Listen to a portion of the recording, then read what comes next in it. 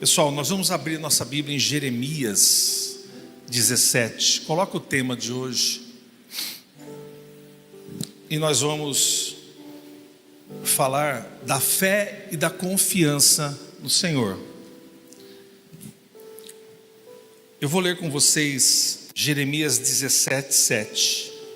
Bendito é aquele que confia no Senhor e cuja esperança é o Senhor. Mais uma vez você vai repetir comigo. Bendito aquele que confia no Senhor e cuja esperança é o Senhor. Irmãos, nós vivemos numa transição e já estamos em 2016. Se nós olharmos o cenário mundial, o cenário... O que eu disse? É o que? A idade? Poxa, pessoal, então vou tentar de novo, vamos lá. Irmãos, nós estamos numa transição. Nós estamos vivendo já o ano de 2026. Irmão, é muita gente pegando no meu pé. Eu estou ficando velho muito cedo. Já estou com 54 anos no final da vida, irmãos. Nós estamos vivendo o ano de 2026. Quais as suas esperanças para esse ano, pessoal? Você tem muitas esperanças, mas você sabe que você tem muitos desafios. Olha o cenário internacional, guerras, coisas diferentes que estão acontecendo. Olha o cenário nacional, olha quanto custa o supermercado hoje. Olha como nós estamos. Talvez se nós fôssemos fazer uma análise econômica aqui, a gente poderia sair daqui todos chorando. Mas nós estamos aqui para falar de uma dimensão espiritual, que é a fé e a confiança no Senhor. Independente do que vai acontecer, hoje nós vamos falar do que a fé firme faz no Senhor. Em primeiro lugar, irmãos, a fé firme, a confiança no Senhor, ela traz paz perfeita. Tem muita gente que anda num placar desfavorável, ansiedade versus paz. Se nós fôssemos fazer uma medição aqui, se tivesse um aparelho para medir, a gente iria medir quanto que você está ansioso versus o quanto você está tranquilo. A gente olha no rosto das pessoas e consegue ver que às vezes as pessoas estão mais ansiosas do que experimentando uma paz. E uma paz bíblica é a paz que excede toda compreensão e entendimento. O que é uma paz que excede o entendimento? É uma paz que nós não podemos explicar, amém? Uma paz que você não consegue explicar. O que o apóstolo Paulo diz, a paz que excede todo o entendimento. Portanto, nós temos um placar na nossa vida. E se a gente pudesse colocar de manhã lá, ansiedade versus paz, talvez a gente ia colocando lá, paz 1, ansiedade 2, 3, e terminaria o dia lá, ansiedade 10, paz 2, de goleada. Quanto na sua vida a ansiedade tem tomado conta da sua história? O quanto no seu dia a dia a ansiedade toma conta e tira a sua paz? A sua paz não é maior do que o grau de ansiedade. E nós estamos vivendo, irmãos, no Brasil, não sei se vocês sabem, o Brasil é o país que mais toma calmante. É calmante para dormir, é calmante para acordar, é calmante para ficar tranquilo. O Brasil é um dos países que mais toma os remédios para dormir. Nós estamos vivendo um ponto, irmãos, que nós estamos em ebulição.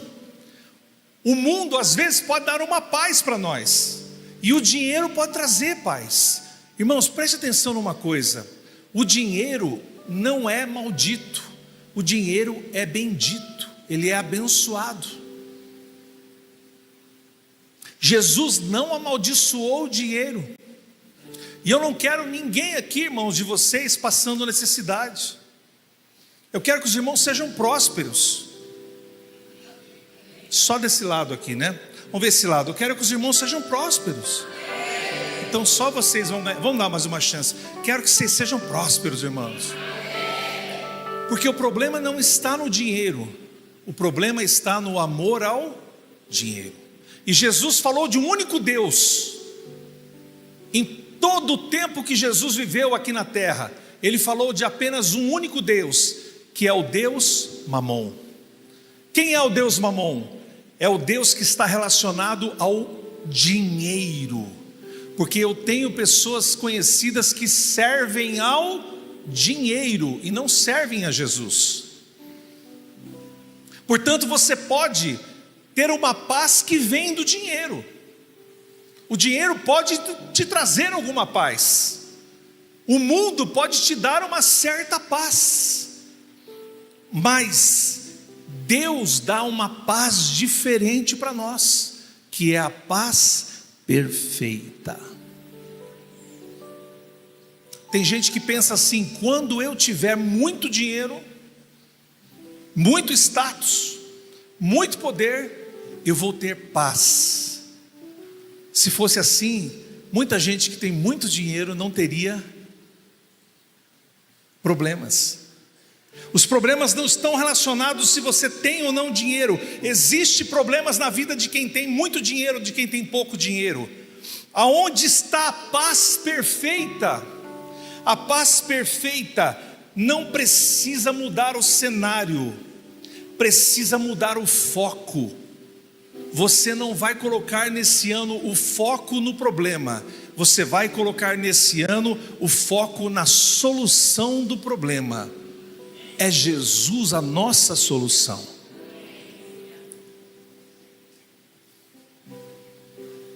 Portanto, irmãos, quando você tem paz perfeita, você não necessariamente tem todo o dinheiro do mundo ou tem pouco dinheiro. Ela independe das situações. Eu contei de manhã uma história. Uma irmã chamada Wanda, lá no começo dos anos 80, na igreja sede de Ourinhos, onde minha mãe era diretora dos diáconos, a pastora, ela era diaconisa. E muito cedo essa irmã partiu, na meia idade ela partiu para o Senhor. E ela teve câncer. Naquela época, irmãos, naquelas condições, e naquela condição financeira dela, aquela irmã foi sendo comida pelo câncer, e não faltava em nenhum culto. Ela era aquelas irmãs do coque, as irmãs da oração. E essa irmã, lá nos anos 80, ela começou a cheirar mal, de tão grave que era a situação do câncer dela. Ela começou a ser comida em breve, não muito tempo, nós fizemos o velório dela. A pastora lembra muito bem de Albinha. Mas nós nunca vimos aquela irmã que estava sofrendo de dores terríveis do câncer, sendo comida por uma doença. Nós nunca vimos ela faltar num culto, e nós nunca vimos ela reclamar. Ela era a primeira a bater palma e puxar a fila e cantar músicas e fazer orações. E você olhava para ela e você pensava o seguinte: eu era moleque e olhava para ela e falava assim: como pode ela estar morrendo dessa forma e não tirar o sorriso do rosto?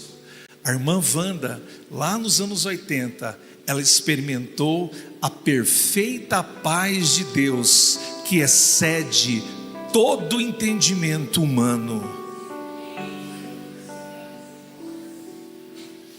Mas a firme confiança no Senhor, irmãos, lá em Jeremias, vamos ler Isaías primeiro, que está na sequência aí. Tu guardarás em perfeita paz aquele cujo propósito está firme, porque em ti confia. E agora nós vamos ler Jeremias, mais uma vez, 17, 7 e 8. Vamos ler juntos aí, irmãos. Mas bendito é o homem que confia no Senhor, cuja confiança nele está. Antes de você trocar, volte um pouquinho. Deixa eu explicar uma coisa para você. O judeu, ele falava de uma maneira retórica. Ele dizia uma coisa e na frase seguinte, ele dizia a mesma coisa de outra forma. Preste atenção nessa tela. Mas bendito é o homem que confia no Senhor, e cuja confiança está nele. O que os judeus estavam falando aí? Nosso querido Jeremias, o profeta chorão, o que ele estava dizendo? O homem que confia no Senhor, ele é bendito ou abençoado. E depois ele repete: um homem abençoado é aquele que tem a confiança em Deus. Essa é a forma do judeu dizer duas vezes para nós a mesma coisa. E 17:8 no próximo diz assim, leia comigo: ele será como uma árvore plantada junto às águas, que estende as suas raízes para o ribeiro, e ela não temerá quando chegar o calor, porque as suas folhas estão sempre verdes. Não ficará ansiosa no ano da seca, e nunca deixará de dar fruto. Fique nessa tela aí, preste atenção numa coisa. Jeremias está dizendo que nós somos comparados a ser um tipo de árvore, e existem vários tipos de árvores, mas Jeremias, na sua sabedoria de profeta e na inspiração do Espírito Santo, ele diz assim: nós temos que ser uma árvore, como diz nos Salmos, uma árvore plantada junto a ribeiros de água. O segredo não é a árvore, o segredo é a raiz da árvore estar próximo do ribeiro de águas. Veja o que vai acontecer: quando chegar o calor, as suas folhas estarão sempre verdes. Irmão, olhe para cá e preste atenção nisso. O profeta diz assim: quando chegar o calor. Ele não diz assim, se algum dia na sua vida chegar o calor. O que é o calor? O calor das tempestades, o calor das tribulações, o calor das dificuldades. O profeta não diz assim, se um dia você tiver dificuldades. Não, ele diz quando chegar, porque vai chegar a tempestade na sua vida. E ele vai mais e diz: não ficará ansiosa. Ele nos compara com uma árvore e diz que esta árvore não ficará o que eu disse para vocês, ansiedade versus paz. No ano da seca, nunca deixará de dar fruto. Em outras palavras, querido, o calor e a seca vão chegar na sua vida. Quando nós fazemos um casamento, o pastor diz assim: na riqueza e na pobreza, com saúde ou na doença ou enfermo. E a gente casa achando que não vai ter problema, né, irmãos? A Bíblia diz que não é se vai ter problemas na sua vida, é quando os problemas vierem. Então, quando nós estamos dizendo no casamento assim, na pobreza ou na riqueza, enfermo ou com saúde, é porque tudo isso faz parte da minha e da sua vida. Não é se virá a seca, não é se virá o calor, mas quando vier o calor, quando vier a seca, quando vier a doença, quando vier a pobreza, nós nunca deixaremos de ter as folhas verdes e nunca deixaremos de dar fruto, porque nossas raízes estarão próximas dos ribeiros das águas. Lá do trono de Deus, debaixo do seu trono, existe um rio cuja corrente das águas alegra a cidade. Portanto, meu querido, não é quando chegar, não é se vai chegar, mas é quando chegar. Por isso nós vamos dar fruto quando vier a tribulação. A confiança, irmão, gera consistência. Quem está enraizado em Deus, frutifica até mesmo no deserto, porque as raízes vão descendo para buscar água. Como que estão as suas raízes? Raízes que não têm profundidade, não conseguem captar água, e aí ficam sem folhas, sem frutos. A nossa fonte da água da vida é Jesus. É por isso que nós estamos aqui nesse domingo, para enraizar as nossas raízes no mais profundo, para que ela vá em direção ao ribeiro de água e consiga captar as águas do ribeiro. Nós não somos a água, nós captamos da água da vida. Amém? Em terceiro lugar, irmãos, a fé, a firme fé em Jesus, nos dá também certeza da fidelidade de Deus. Em Hebreus 10, 22, nós temos esse texto, vamos ler.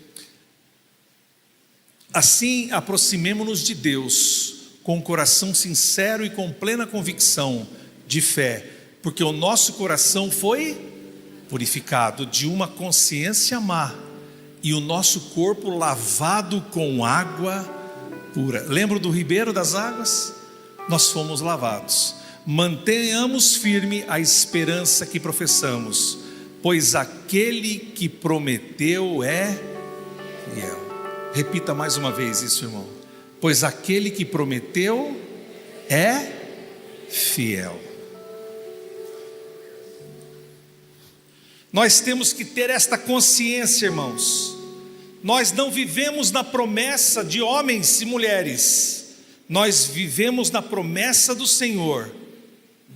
Não solte aquilo que Deus te prometeu. Quem aqui tem promessas do Senhor? Já ouviu as promessas do Senhor?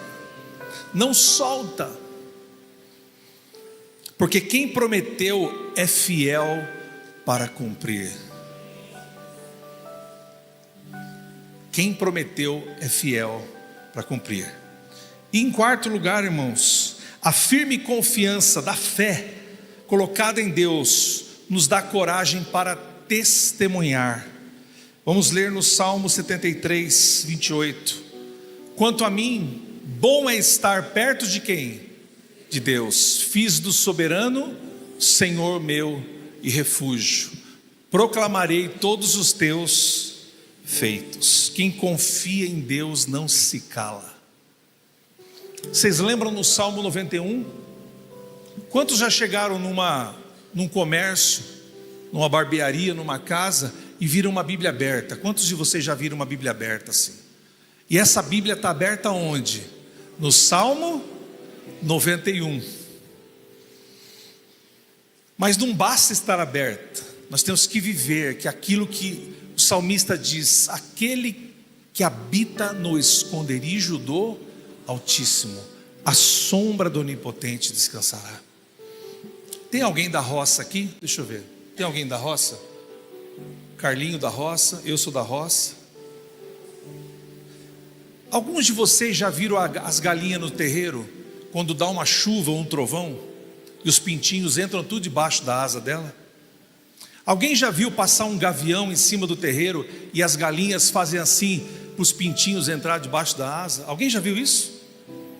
Quando tem chuva, tempestade, vem um cachorro, a galinha faz assim e os pintinhos entram debaixo das asas. Quando dá uma chuva forte, a galinha fica tomando a chuva e os pintinhos ficam lá. O que significa isso, irmão? O salmista diz que aquele que habita no esconderijo do Altíssimo, a sombra do Onipotente vai descansar. Aleluia. Se é para aplaudir, aplauda forte, igreja.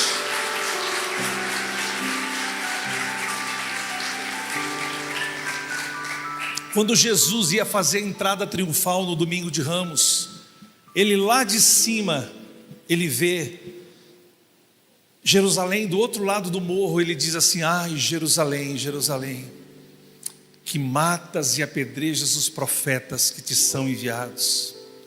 Quantas vezes eu quis ajuntar você como a galinha ajunta os pintinhos e você não quis. O que é que Jesus estava dizendo? Ele estava dizendo assim: Jerusalém, você deveria ter habitado no esconderijo do Altíssimo. Irmão, quando a tempestade chegar, você que mora no esconderijo do Altíssimo, Ele vai fazer assim com você, à sombra do Onipotente. Eu quero estar debaixo das asas do Altíssimo.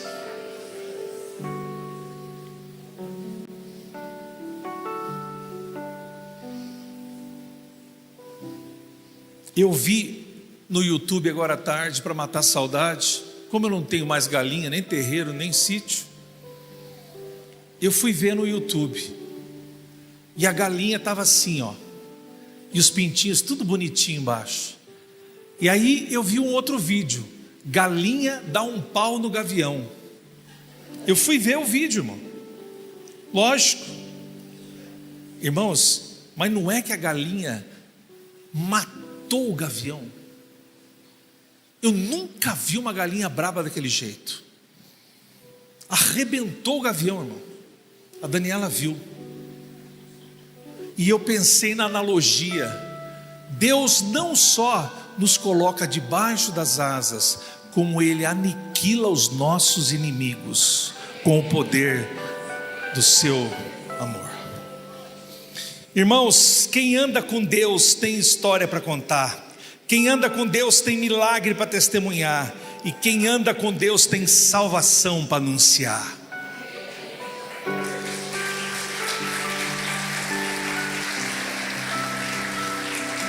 Se Deus te salvou, fale. Se Deus fez um milagre, fale na cidade. Porque eu sei que na cidade já todo mundo chama de você de crente maluco. Continue sendo chamado de crente maluco. Porque se Deus fez algo para você, conte para as pessoas que estão ao seu lado. Em quinto lugar, irmãos, a fé, a firme confiança em Deus nos traz a libertação. Em Salmo 37, 10 e 11 diz assim: em pouco tempo os ímpios já não mais existirão. Por mais que você os procure, não serão encontrados. Mas os humildes herdarão a terra e desfrutarão em pleno bem-estar. Davi não sabia, mas ele já estava falando do reino milenar de Jesus, que vai acontecer em Jerusalém, quando ele se sentará de Sião com o seu cetro de ferro e regerá o mundo. E aí o profeta vai ficar contente lá na eternidade, porque o profeta diz assim: porque de Sião sairá o governo, as leis virão de Sião. O mal tem prazo de validade, irmãos, mas a promessa de Deus, ela é eterna. Eu sei que você veio aqui hoje falando assim: meu Deus, mas nunca vai acabar a minha desgraça. Eu vivo numa desgraça eterna. Eu vivo num fado português eterno. Aquelas modas caipira que eu gosto, aquelas bem antigas, que só fala do quê? De tragédia, né, irmãos? A mula caiu, o boi matou, o boi morreu, o caminhoneiro morreu na estrada. Era só essas tragédias, aquelas modas. Tem gente que a vida parece uma moda de viola. Mas o mal não vai durar para sempre. Não há mal que dure para sempre. Diga isso: não há mal que dure para sempre. Irmãos, eu quero dizer para você hoje: Deus te liberta da opressão, Deus te liberta do medo, Deus te liberta do pecado, e Deus te liberta das cadeias invisíveis, em nome de Jesus. Espere no Senhor, irmãos, confia, veja os inimigos caírem e a promessa se cumprir. Essa igreja, para quem não sabe, a história dela foi uma história de perseguição aqui na própria cidade. Muitas pessoas perseguiram essa igreja, Muitos, os mais velhos aqui, inclusive, viram muita coisa que não vem ao caso. Muita perseguição, vindas de crente. Pasme, irmãos, perseguição vindas de crente. Hoje, todas as pessoas que perseguiram esta obra, nenhuma delas, algumas não estão mais vivas e outras nem chavantes mais estão, porque os inimigos da obra do Senhor, todos vão cair um a um. Isso não é só eu que estou dizendo, mas é a palavra de Deus que diz que os humildes herdarão a terra. Em sexto e último lugar, irmãos, a fé e a confiança no Senhor, ela gera para nós uma habitação eterna. Vamos ler 2 Coríntios, juntos e bem forte. Sabemos que, se a temporária habitação terrena em que vivemos for destruída, temos da parte de Deus um edifício, uma casa eterna nos céus, não construída por mãos humanas. Eu costumo lembrar das minhas coisas de criança, e lembrando lá de trás de novo, eu lembro que os irmãos brincavam mais, falavam mais, cantavam mais, pregavam mais, falavam um para o outro das mansões celestiais. E eu fui notando que ao longo dos anos, as pessoas, os crentes, não falam mais da glória eterna, falam só das coisas daqui. Os crentes foram deixando de lado a habitação eterna. Irmão, o crente tem que ser um olho no gato e um olho no... Vocês não sabem isso? No peixe. Um olho no gato e um olho no peixe. Nós temos que viver com o pé na terra, mas com a cabeça lá no céu, onde nós temos uma habitação eterna. E se nós morrermos agora, nós vamos para lá desfrutar de uma casa, uma edificação eterna, não feita por mãos humanas.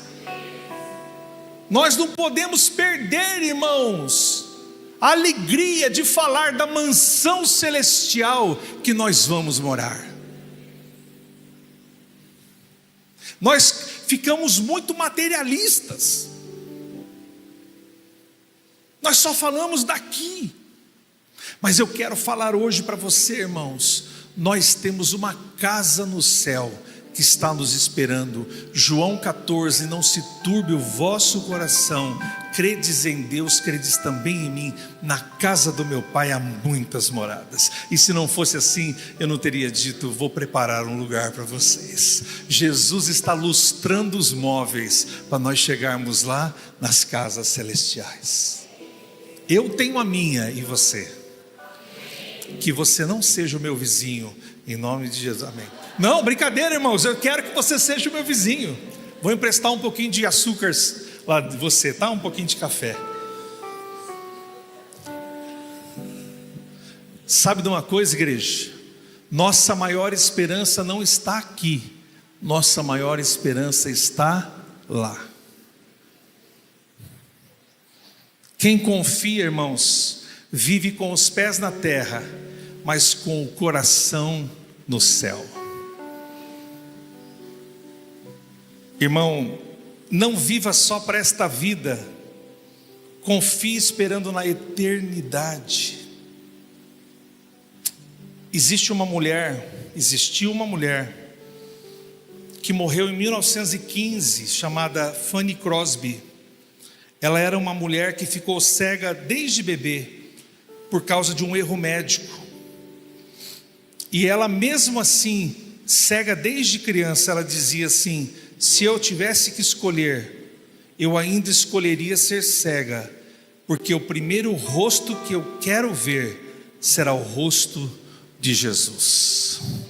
Essa mesma irmã, ela escreveu mais de 8.000 hinos, entre eles Bendita Segurança, Firme nas Promessas e Mais Perto Quero Estar, meu Deus, de Ti. Mesmo com a cegueira que a transformou numa pessoa com uma deficiência desde pequena, ela transformou a limitação dela em louvor, e através dos seus hinos, milhares de pessoas no mundo inteiro se converteram ouvindo: mais perto quero estar, meu Deus, de ti. Pode ser que você tenha uma dificuldade na sua vida, pode ser que Deus tenha colocado um espinho na sua carne, mas Ele diz, como diz a Paulo: eu não vou tirar o espinho da sua carne, porque o meu poder vai se aperfeiçoar na sua fraqueza. Eu sei que tem muita gente hoje aqui, irmãos, em situação complicada, e eu quero que você coloque a mão assim no coração e feche seus olhos. Meu Deus, eu quero orar pelos corações que estão aqui na tua presença. Meu Pai, eu quero orar pelo Senhor que veio nesta noite trazer uma palavra, Pai, ao nosso coração, uma palavra de firme confiança e fé. A fé verdadeira, não aquela fé que o mundo tem, mas é uma fé genuína em Jesus. Meu Pai, eu quero orar pelos que estão na Santa Casa doentes, aqueles que estão internados, Senhor, na Santa Casa, na UTI, aqueles que estão com problemas, aqueles que estão aqui com dores pelo corpo, aqueles que estão com dores na alma, aqueles que estão com dores na consciência. Eu quero orar para que este povo possa abrir o coração nesta noite ao Senhor, que os que precisam pedir perdão pelos pecados possam pedir agora, aqueles que precisam voltar ao Senhor possam voltar neste momento o seu coração, aqueles que precisam de uma bênção financeira, que possam receber nessa semana um telefonema, uma saída, aqueles que precisam de uma solução na família, que possam receber uma grande notícia nessa semana, aqueles que precisam de cura, leva a cura, meu Pai, até aqueles que estão doentes, aqueles que estão na live, que estão precisando de uma oração. Meu Pai, quero orar por cada um daqueles dos meus irmãos que está aqui, aqueles que estão, Senhor, com o coração aberto, o Senhor não vai recusar. Por isso nós te louvamos e queremos que a fé, a firme fé e confiança, nos faça ter uma semana diferente, um novo ano. Nós estamos intercedendo pelo mês de agosto, meu Pai. Nesta campanha agora, este dia hoje é relacionado com agosto. Nós sabemos que é um mês que as pessoas querem fazer tudo, porque o ano já se aproxima do final. As pessoas querem vender, comprar, querem viajar, querem fazer provas, querem participar de reuniões. Mas lá no agosto de 2026, já coloca a tua mão poderosa, meu Pai. Abençoa o agosto de 2026 de cada um desses meus irmãos. Nós te pedimos isso em nome do Pai, do Filho e do Espírito Santo. Amém. Amém, igreja.